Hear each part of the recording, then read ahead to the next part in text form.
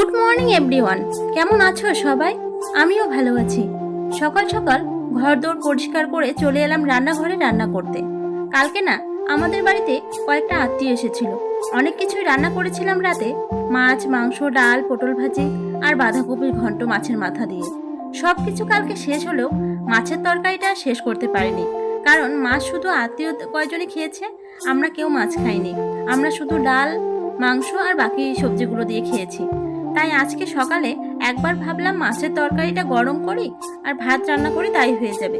তারপর ভাবলাম এখন যদি শুধু গরম করি তাইলে সকালেই খেতে পারবো, দুপুরে আর হবে না। তাই ভাত রান্না করার সময় 3টে আলু দিয়ে দিলাম ভাতে। আলুগুলো সিদ্ধ হওয়া পর্যন্ত আমি এদিকে পেঁয়াজ, লঙ্কা, রসুন কেটে নিলাম।